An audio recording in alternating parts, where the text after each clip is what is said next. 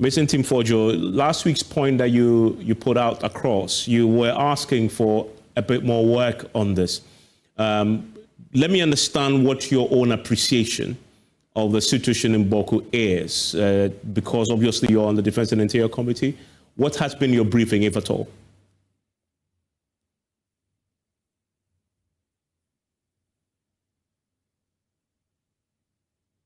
The death toll is rising.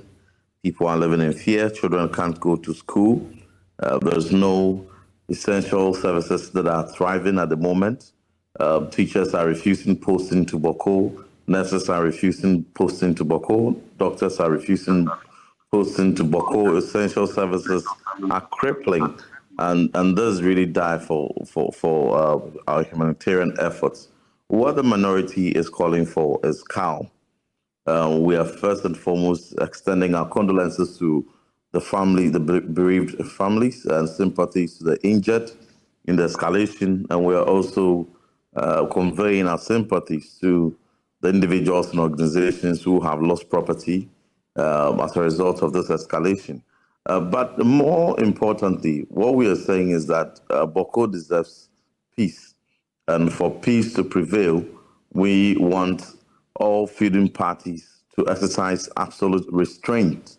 The restraint will help to a large extent to minimize reprisal attacks, because if one faction thinks that they've been attacked and they also have to go on to reprise, then further escalation is going to be seen. We've also seen a worrying trend where now the new dimension the conflict seems to be taking is between one of the feuding factions and the security services.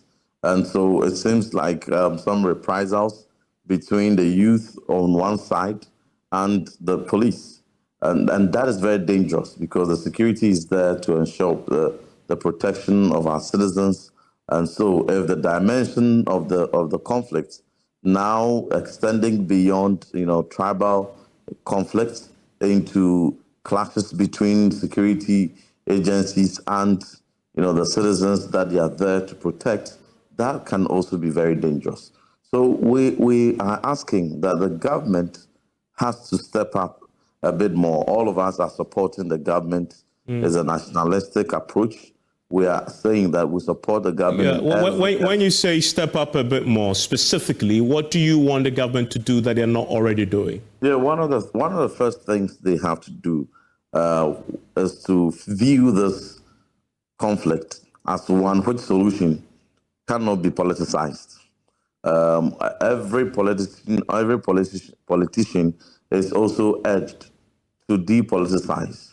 If we are going to, as politicians, remove every tendencies and undertones and underpinnings of politics from this conflict, what we are likely to be left with is the chieftaincy and the traditional aspects which Ntim Fordjour-led mediation will address, is addressing and will address.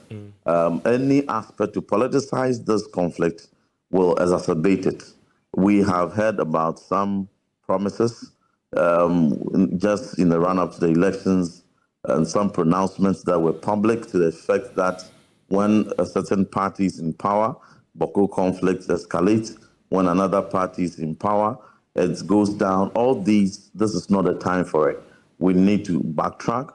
We need to refrain from it, and to recognize that the solution to this to the conflict will be, one, every politicization to be withdrawn from it.